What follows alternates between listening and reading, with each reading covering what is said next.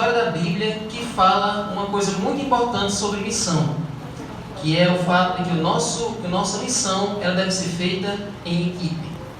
Mas antes, eu gostaria de começar contando uma história. Era uma vez um sábio do Oriente que tinha 3 filhos. Esses filhos, eles viviam discutindo para ver quem era mais importante, quem era o melhor, qual dos 3 era o melhor filho, né, para aquele pai, e qual era mais obediente e tal. E eles começavam a discutir, sempre. E aí esse pai sábio quis ensinar uma lição para eles. Ele disse: olha, eu quero que vocês, cada um, leve um presente para o rei. E vocês vão levar esse presente com todo cuidado para entregar para o rei. Vocês não podem causar nenhum dano a esses presentes. Tá certo. E aí mandou esses filhos nessa viagem. Um filho ia levar uma corça rara. Uma corça é um tipo cabrito. Era uma espécie de animal muito raro. Tinha que levar de presente para o rei. O outro filho tinha que levar um vaso muito precioso. E o outro filho ia levar um bolo confeitado para o rei. Cada um ia levar esses presentes. Só que aí o sábio mandou os filhos, né, para levar aqueles presentes para o rei. E eventualmente no meio do caminho eles começaram a discutir de novo. Aí cada um começava a discutir dizendo assim: cuidado aí que você vai deixar essa corça escapar, você vai deixar esse bolo cair, você vai deixar esse vaso se quebrar. Aí cada um ficava discutindo, cada um ficava dizendo que o outro ia derrubar o presente, ia causar dano ao presente. Até que aquele que estava segurando o vaso foi tentar ajeitar, ou melhor, o que estava segurando a corça foi tentar ajeitar o que estava segurando o vaso, foi tentar consertar a posição do vaso. Só que aí o que estava segurando o vaso não quis deixar ali deixar que ele ajeitasse, e naquela confusão o vaso caiu e quebrou. Quando o vaso caiu e quebrou, a corça fugiu. E quando a corça estava fugindo, o que estava segurando o bolo foi tentar segurar a corça, estava correndo atrás da corça, deixou o bolo cair. Pronto. Aí nenhum dos presentes foram entregues para o rei. De tanto eles discutirem, de tanto eles acharem que um é mais importante do que o outro, que um poderia interferir na atividade do outro, nenhum dos 3 fez o que o pai tinha mandado eles fazerem. Então aí tem uma lição muito importante do trabalho em equipe. Toda equipe tem um objetivo em comum, mas cada um tem uma parte a desempenhar. Então é dever de cada um nessa equipe fazer a sua parte da melhor maneira possível e não se intrometer na parte do outro. Cada um tem uma missão, cada um tem uma parte muito especial. E hoje nós vamos falar da história da Bíblia que fala sobre uma equipe. Fala da importância da equipe na missão de Deus. Olha só, vamos lá para o livro de Êxodo, capítulo 17. Segundo livro da Bíblia, Êxodo, capítulo 17.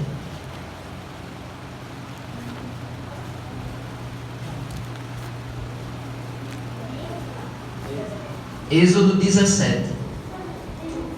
Vamos conhecer aqui essa história. Êxodo capítulo 17. A missão que Deus confiou para a sua igreja foi uma missão para ser cumprida em equipe. Então, que lições nós podemos aprender com essa história? Êxodo 17, versículos de 8 até o 13. Segundo livro da Bíblia, depois de Gênesis vem Êxodo, capítulo 17, do 8 ao 13. Vai ser uma mensagem bem curtinha, mas que tem uma lição muito especial para nós.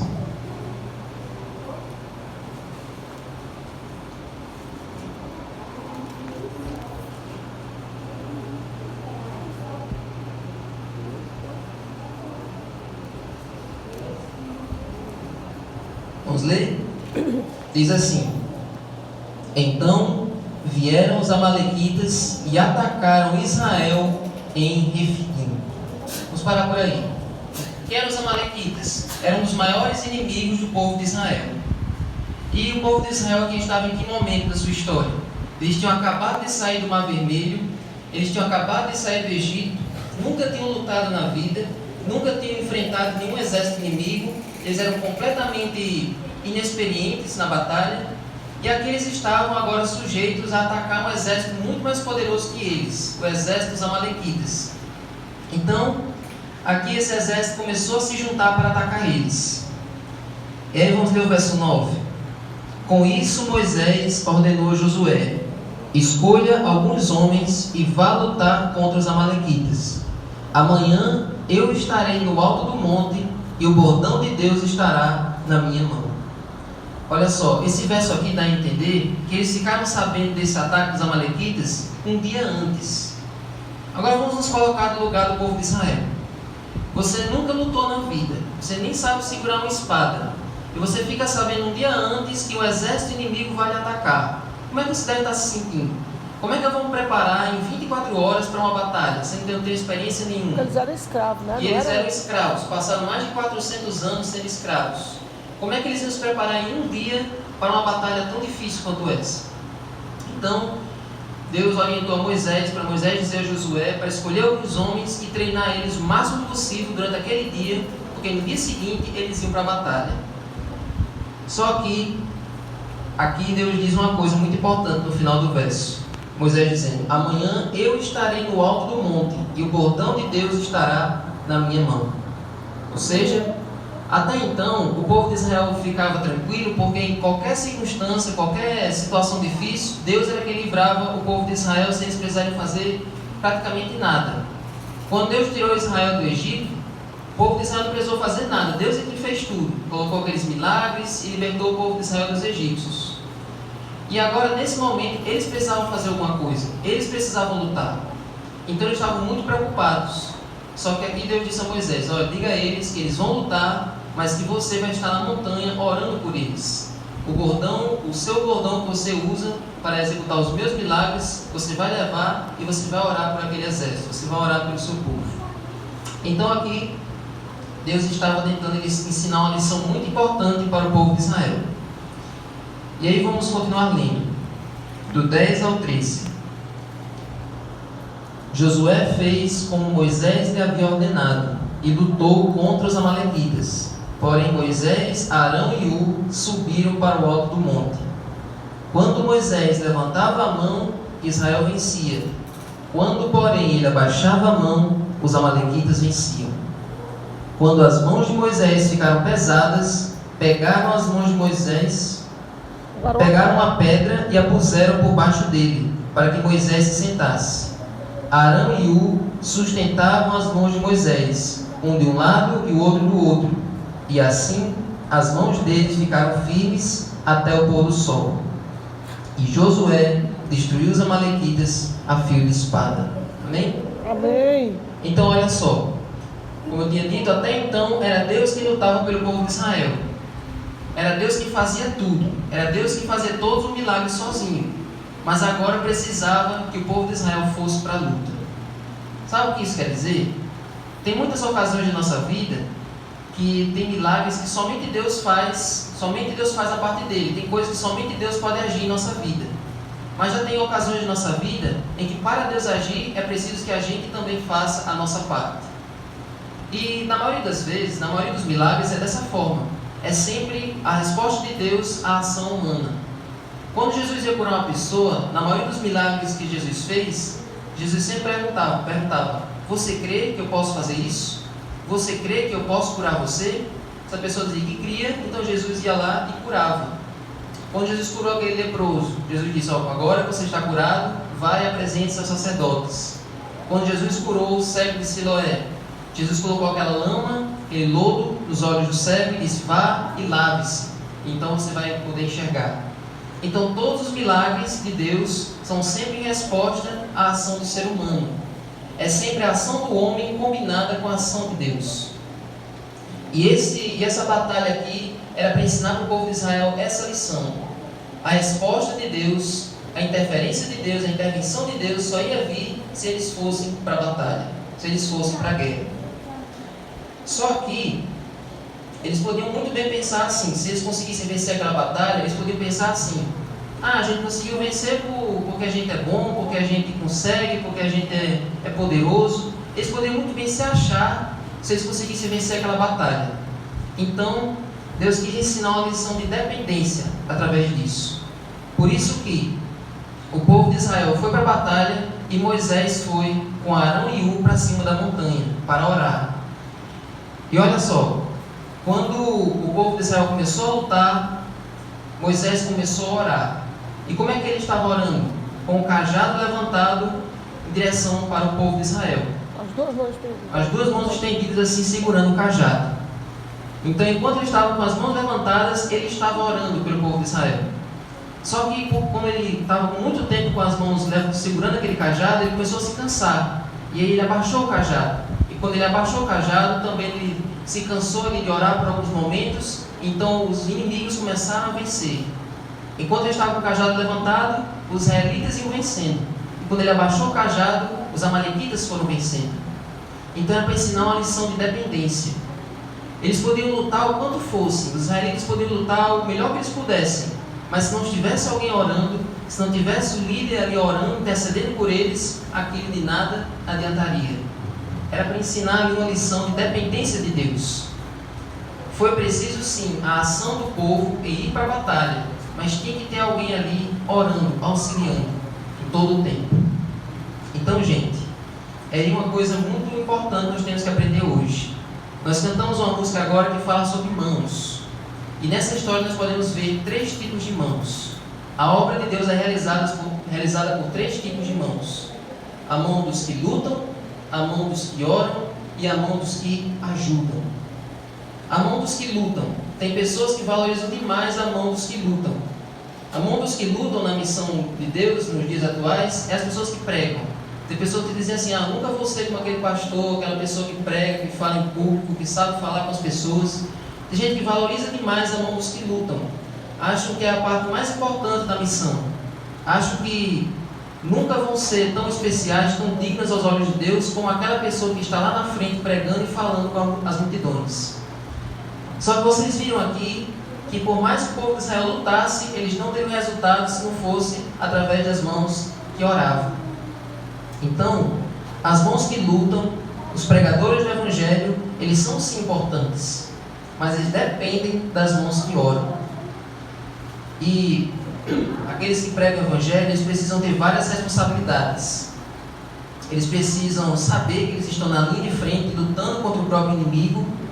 Eles precisam dominar bem a palavra, saber explicá-la, saber tirar as dúvidas e apelar ao coração. Essas são as responsabilidades das mãos que lutam, daqueles que estão pregando o Evangelho. E as mãos que oram? As mãos que oram têm que entender que elas também são muito importantes para o avanço da missão. Na Bíblia, a oração ela tem vários efeitos. A oração ela produz livramento, como nós vimos aqui no Reavivados de hoje. A oração trazendo livramento ali para Josafá. Nós vimos também na história de Ezequias, quando o povo começou a orar, Deus mandou um anjo que destruiu o exército inteiro dos inimigos. A oração produz livramento do inimigo. A oração também produz libertação. Quando o apóstolo Pedro estava preso, a igreja inteira começou a orar por ele, e Deus mandou um anjo que libertou Pedro. A oração produz libertação. A oração também produz restauração. Quando Jó estava ali abandonado por todos, entregue à lepra, não era mais, era um indigente, ele começou a orar pelos seus amigos, e Deus mudou a sorte de Jó, voltou a fazer ele ser tão rico, mais rico ainda do que ele era antes, devolveu os filhos dele. Então a oração ela produz restauração. A oração também traz cura. Lá em 2 Crônicas 7,14, Deus diz que se o meu povo orar, então eu ouvirei e sararei a terra. A oração ela traz cura. E a oração ela invoca o poder de Deus.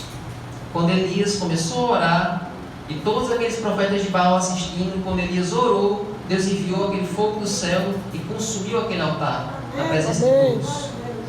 Então, a mão dos que lutam é importante, pregar o Evangelho é importante, mas a mão dos que oram também é igualmente importante. A oração, ela move o poder de Deus para nos atender. E sabe, uma coisa, como eu disse, não é mais importante do que a outra. As duas têm a mesma importância. E para o avanço do Evangelho é preciso que as duas estejam acontecendo ao mesmo tempo. Sabe por quê? Porque Satanás, ele acusa Deus diariamente.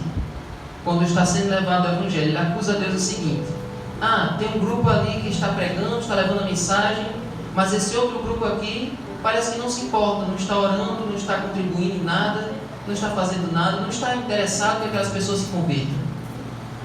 E outra situação, tem um grupo orando, tem um grupo ali buscando, mas não tem ninguém levando a mensagem. Então é preciso que esses dois grupos estejam atuando conjuntamente, um grupo pregando e outro orando. Nesse Caleb que teve agora, vocês viram a importância que foi. Os Calebs estavam lá levando a mensagem para as crianças, estavam lá pregando o evangelho todas as noites, mas os demais irmãos que não puderam ir contribuíram com as suas orações. E está aí os resultados. 6 pessoas foram batizadas para a honra e glória de Deus. Amém. Então foi o conjunto das mãos que lutam e das mãos que oram. Mas vocês viram que nessa história aqui de Moisés também aparece um terceiro grupo, que sem ele os outros 2 grupos também não teriam eficiência. É a mão dos que ajudam. Vocês viram que quando Moisés estava orando, ele se cansou e abaixou o cajado. E quando ele abaixou o cajado, os inimigos começaram a vencer. Então, aqui ensina uma coisa muito importante. Se não fosse a mão dos que ajudam, a mão dos que oram iriam se cansar e, consequentemente, a mão dos que lutam também ia deixar de lutar. Então, se você não sabe pregar, você pode orar. Se você acha que pode fazer mais do que orar, você também pode pregar. Mas de qualquer forma, de qualquer maneira que você se encontre, você pode ser aquela mão que ajuda. Você pode ajudar de qualquer maneira, você pode contribuir de alguma forma. A sua presença é fundamental. Aqueles que querem levar o evangelho através da palavra, a mão dos que lutam, podem ser ajudados. E aqueles que estão apenas orando também podem ser ajudados. Não deixe apenas que os líderes orem, que os líderes preguem, que aqueles que estão na frente façam as coisas. Você também pode contribuir. Cada um é fundamental na obra de Deus. Então, irmãos, as mãos que ajudam, elas são fundamentais na Bíblia. O que seria de Moisés sem Arão? Moisés fez todos aqueles milagres ali na presença de Deus, mas ele tinha um amigo, ele tinha um irmão que ajudou ele tudo também. Quando ele voltou do deserto para o Egito, ele voltou sem saber falar, ele voltou gaguejando. E Deus colocou o irmão de Moisés para ajudar ele a falar com o faraó, a falar com as pessoas. O que seria de Moisés sem Arão? Como é que Noé ia construir a arca sem os seus filhos para ajudá-lo? O que seria de Noemi sem Ruth, uma mulher ali idosa, tendo que atravessar aquela longa distância para voltar para a sua terra? O que seria de Noemi sem Ruth? E no Novo Testamento, o que seria dos moradores de Jope sem Dorcas? O que seria daquela cidade sem aquela mulher que fazia de tudo para melhorar o dia daquelas pessoas? Então, mesmo que você não pregue, ou mesmo que você talvez não saiba orar, você pode ajudar de alguma maneira. Seja as mãos de Deus hoje para o cumprimento da sua missão. Amém. Você pode ser as mãos que pregam, você pode ser as mãos que oram, mas todo mundo aqui pode ser as mãos que ajudam. Amém, Senhor. Então vamos pedir a Deus para que Ele nos use hoje para levar sua mensagem adiante. Vamos ficar de pé, vamos fazer uma oração.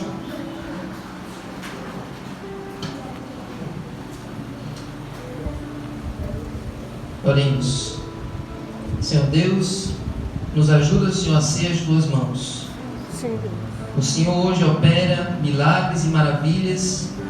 O Senhor hoje não anda pessoalmente entre nós, mas o Senhor anda através de nós. Amém. O Senhor anda através de nossas pernas e o Senhor cura através de nossas mãos. Sim, Senhor. Nos ajuda, Senhor, a ser as mãos que lutam, aquelas mãos que estão na frente do campo de batalha lutando. Sim. Mas também nos ajuda, Senhor, a ser as mãos que oram, que estão invocando o poder do alto para que a obra possa avançar. Amém. Mas que todos aqui, Senhor, pregando ou orando, também possam ajudar de alguma forma. Amém. Com algum recurso, com algum ombro amigo, com algum apoio de alguma maneira, mas que a tua obra possa avançar, Senhor. Amém. Fica conosco. Abençoa-nos hoje à tarde, quando formos levar a tua mensagem aos outros. Abençoa aqui os jovens, abençoa os adultos. Unge-nos com teu Santo Espírito, em nome de Jesus. Amém.